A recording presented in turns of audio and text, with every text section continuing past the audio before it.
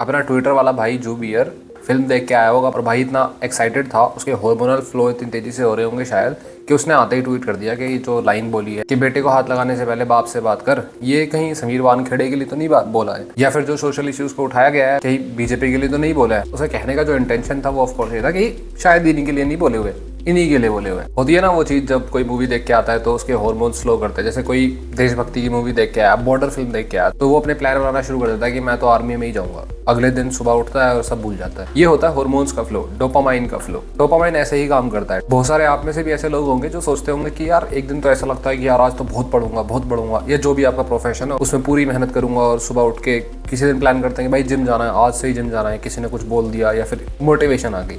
Actual में वो mostly dopamine hits ही होती है, हार्मोन्स का ऐसा फ्लो। सबसे पहले तो आप अपने दिमाग से ये निकाल दो कि कोई भी सेलिब्रिटी, कोई भी फिल्म स्टार कभी भी कोई भी मूवी ऐसी बनाएगा जो रूलिंग गवर्नमेंट के खिलाफ होगी या उसे डायरेक्टली क्रिटिसाइज कर रही होगी। हाँ, ऐसा हो सकता है कि किसी गवर्नमेंट को या उसके किसी बंदे को अप्रिशिएट करने के लिए या फिर उसे खुश करने के लिए मूवी बनाई जा सकती है, लेकिन किसी को क्रिटिसाइज करने के लिए कभी मूवी नहीं बनाई जाएगी। साथ ही कोई अगर मूवी बनाता भी है तो उससे कोई फर्क नहीं पड़ता। जितना भी ये सारा कुछ कैमरे के सामने होता है, जितना भी सारा कुछ पर्दे पे चलता है, इसकी जो रीच होती है वो पर्दे तक ही होती है। अच्छे खासे जो सेलिब्रिटीज थे, जो इन्फ्लुएंसर्स थे, या जिनके रीच बहुत ज्यादा थी, जिनकी फैन फॉलोइंग बहुत ज्यादा थी, अच्छे ऐसे लोग पॉलिटिक्स में आए और आने के बाद इलेक्शंस में हारे भी, किसी की जमानत जब्त भी हुई, किसी को बस कुछ हजार वोट मिले, मतलब 1-2% ऑफ वोट्स। और ऐसे बहुत सारे एग्जांपल्स हैं। Manish Kashyap, millions of subscribers, लेकिन वोट कुछ हजार, शायद 10,000 भी नहीं पहुंचे थे। सिद्धू मूसेवाला, चंद्रशेखर रावड़, मतलब जितने भी जो इंटरनेट पर्सनैलिटीज होते हैं ना, जो कैमरे पे होते हैं, वो ग्राउंड पॉलिटिक्स को ज्यादा कुछ खास चेंज नहीं करते। अब सोशल मीडिया के थ्रू लोगों में अवेयरनेस बहुत ज्यादा बढ़ गई है। छोटे छोटे डिस्ट्रिक्ट, छोटे छोटे टाउन में भी ऐसा हो गया है कि आपको समझ में आ गया कि कास्ट पे वोट नहीं देना है, पॉलिटिशियंस करप्शन करते हैं और पॉलिटिशियंस अपनी पावर का मिसयूज करते हैं। सब कुछ आपके समझ में आ गया है। सोशल अवेयरनेस बहुत ज्यादा बढ़ चुकी है। लेकिन रिजल्ट क्या है?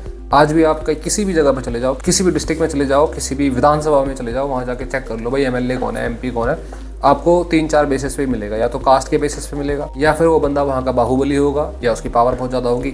जिन चीज़ों के बारे में अवेयरनेस क्रिएट करी जाती है, उन्हीं चीज़ों के बेसिस पे आपको वहाँ का एमएलए एमपी मिलेगा। और ये जो सोशल अवेयरनेस है नेताओं के खिलाफ, ये आज की थोड़ी है। गोविंदा के टाइम पे भी होता था, हर एक्टर के टाइम पे होता था, लेकिन क्या उससे कास्ट पॉलिटिक्स, क्या उससे जो गंदी पॉलिटिक्स है वो चेंज हो गई? इसका एक बहुत बड़ा रीजन पता है क्या है? डोपामाइन हिट्स पे बहुत ज़्यादा डिपेंड करना, और जो रियलिटी में डिसिप्लिन और प्रोडक्टिविटी के अंदर चीज़ें आती है ना, उस पर ध्यान ना देना। हमारी जो मोस्ट ऑफ जनता है ना, उसका यही काम है। अगर किसी सेलिब्रिटी ने कोई बात बोल दी जो रूलिंग गवर्नमेंट के खिलाफ है, तो उन्हें ऐसा लगता है कि बस उनकी जीत हो गई है। क्यों? क्योंकि उन्हें डोपामाइन हिट मिलती है। जबकि अपोजिशन पार्टी के लीडर्स सुबह शाम रूलिंग गवर्नमेंट के अगेंस्ट बोलते रहते हैं, लेकिन अगर कोई एक सेलिब्रिटी उठ के बोलते तो उन्हें लगता है कि उनकी जीत हो गई है। एक बहुत ही सैड बात आपको बताता हूँ, जो आपको दिखाई नहीं देती है, वो बात मैं आपको बताता हूँ। फैन फॉलोइंग आपको बहुत सारे सेलिब्रिटीज की मिलेगी, डाई हार्ड फैन फॉलोइंग्स, लेकिन इससे ज्यादा बड़ा लॉयलिटी लोगों की पॉलिटिशियंस के लिए है। लोगों के दिमाग में उनके अपने पॉलिटिशियंस इतने ज्यादा रम चुके हैं कि अगर कोई बड़ा सेलिब्रिटी, जिनको वो फॉलो भी करते हो, जिनको वो फैन भी हो,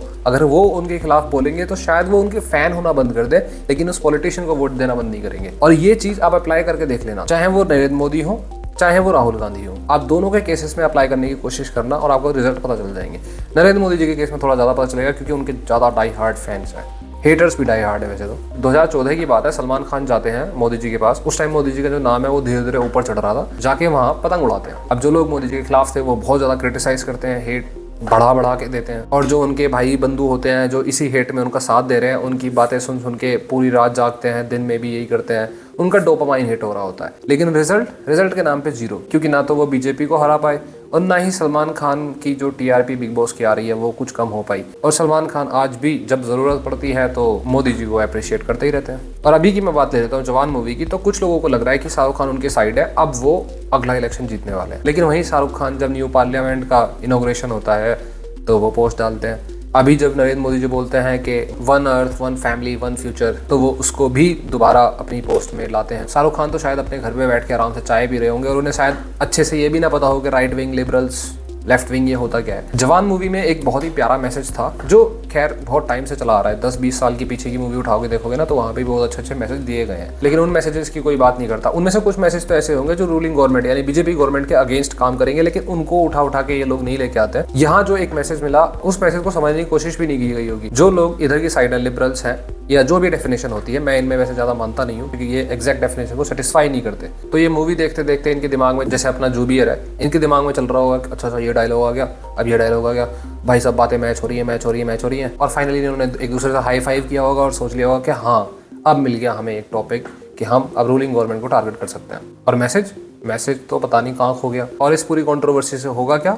zero results in ground level politics. एक और चीज जो मुझे बहुत बेवकूफी वाली लगती है कि एक ट्रेंड चला था बॉयकॉट बॉलीवुड का, जिसका होना जरूरी था और वो हुआ, लेकिन अब ऐसा लगता है कि कुछ जो लो इंटेलिजेंस और हाईली फ्री लोग हैं उन लोगों को लगता है कि ये सस्ती पॉपुलैरिटी कमाने का अच्छा मौका है, तो वो हर मूवी को पकड़ के बॉयकॉट ट्रेंड चलाना शुरू कर देते हैं। इससे जो बॉयकॉट का पूरा ट्रेंड है ना, उसकी क्रेडिबिलिटी काफी गिरती है, क्योंकि जो बॉयकॉट कुछ फिल्मों का होना चाहिए वो रियलिटी में होना चाहिए। जैसे फुकरे 3 के लिए कुछ लोग बॉयकॉट करने की बात कर रहे हैं, तो वो थोड़ा सा अंडरस्टैंडेबल है कि फुकरे 3 में ऋचा चड्ढा है, और ऋचा चड्ढा ने जो स्टेटमेंट दी थी वो बहुत ही ज्यादा सैड करने वाली और बहुत ही बेवकूफ़ों वाली एक कमेंट थी। और ऋचा चड्ढा उसकी अच्छी खासी रोल में है, तो ये तो डायरेक्टर और प्रोड्यूसर्स वगैरह को सोचना चाहिए कि आप ऐसे लोगों को लेते ही क्यों जो ऐसी anti kind of a national comment कर देते हैं। जिन लोगों को पता नहीं है मैं बता देता हूँ कि कमेंट क्या हुआ था। हुआ कुछ यूँ था कि लेफ्टिनेंट जनरल उपेंद्र द्विवेदी साहब ने एक बात बोली थी कि हम पीओके को लेने के लिए पूरी तरीके से तैयार हैं, हम बस गवर्नमेंट के ऑर्डर्स का वेट करते हैं। और उसके बाद भी थोड़ी सी स्टेटमेंट थी जिसपे ऋचा चड्ढा ने आगे लिखा गलवान सेज हाय।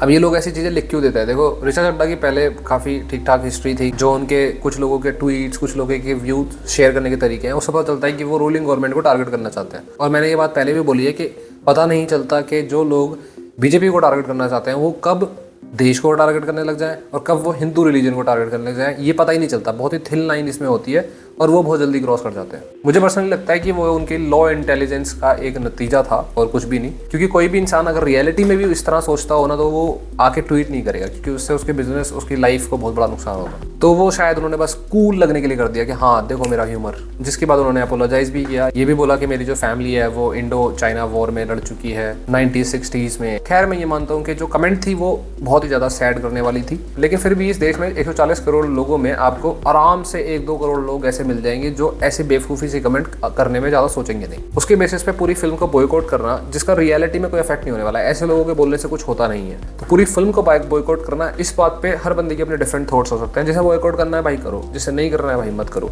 लेकिन अगर आप किसी के बिकनी के कलर पे बॉयकॉट करने लगोगे मूवीज़ को, तो वो आपके ट्रेंड की, जो बॉयकॉट ट्रेंड आपने चलाया था कुछ लोगों को की अकल ठिकाने लगाने में, उसकी क्रेडिबिलिटी को गिराता है। तो मेरी एक रिक्वेस्ट रहेगी भाई बॉयकॉट करने वालों के, बॉयकॉट करो रियलिटी में जिसका बहुत ज़्यादा प्रैक्टिकल सेंस बनता है चीज़ों का, उनको ऐसे हवा में चीज़ों को मत करो, वरना इसकी क्रेडिबिलिटी बहुत ज़्यादा गिरती है यार। एक और चीज़ मैं आपको थोड़ी सी बता देता हूँ कि जब पठान मूवी आई थी, तो पठान मूवी सही बताऊं तो मैं आपको, जो मेरे पर्सनल इंस्टिंक्ट्स कहते हैं, हालांकि मुझे पता है कि काफी हद तक सही है, लेकिन इसकी कोई वेरिफिकेशन नहीं है, तो ये मेरे पर्सनल इंस्टिंक्ट्स पे मैं बात कर रहा हूँ, मेरी पर्सनल फ्रीडम ऑफ स्पीच पे मैं बात कर रहा हूँ कि जो पठान मूवी आई थी उसमें पठान जो एक वर्ड, वैसे तो मूवी में कुछ था ही नहीं जो आप सोचो या समझो, कुछ भी ऐसा नहीं था जो फालतू में कंट्रोवर्सी क्रिएट करे। पठान मूवी में एक चीज बहुत ज्यादा प्रेवलेंट थी, पठान नाम। अब पठान नाम मोस्टली अफगानिस्तान और यूएई के लोगों को, यानी कि अरब कंट्रीज को बहुत ज्यादा, उनसे बहुत ज्यादा कनेक्ट करता है। और BJP government in power to be true यही चाहेगी कि ऐसी मूवी जितना हो सके अच्छे से रिलीज हो, क्योंकि वो चाहते हैं अफगानिस्तान और यूएई और अरब कंट्रीज से रिलेशन जितने अच्छे हो सके उतने अच्छे हों। जिसको ऐसा लगता है कि बीजेपी गवर्नमेंट या बीजेपी पार्टी किसी भी तरीके से मुस्लिम्स के अगेंस्ट है, वो शायद ज़्यादा इंटेलिजेंस यूज़ कर रहा है अपने दिमाग का, या फिर वो थोड़ा सा अपनी आंखों से पर्दा नहीं हटा पा रहा है कि बीजेपी एक्चुअल में क्या पार्टी है। और अनऑफिशियली, जैसे मैंने बोला इंस्टिंक्ट्स पे, फ्रीडम ऑफ स्पीच पे, ये भी मैं बोलना चाहूँगा कि मैंने इतना सुना था कि जो लीडर्स, जो पॉलिटिकल लीडर्स पठान को बॉयकॉट करने के लिए बार बार आगे आ रहे थे और उनका बीजेपी से कोई लेना देना था, उनको ऊपर से बीजेपी के हाई कमांड से या बीजेपी के ऊपर की जो लेयर के पॉलिटिशियंस हैं उनसे काफ़ी डांट भी पड़ी पठान मूवी को बॉयकॉट करने में ज़्यादा इंटरेस्ट ना शो किया जाए। क्योंकि एक चीज़ आप हमेशा ध्यान रखना, ऐसी कोई चीज़ नहीं है, वो भी कॉर्पोरेट वर्ल्ड नहीं कहना चाहिए, बिजनेस वर्ल्ड में, जो सेंट्रल गवर्नमेंट मैनिपुलेट ना कर सके।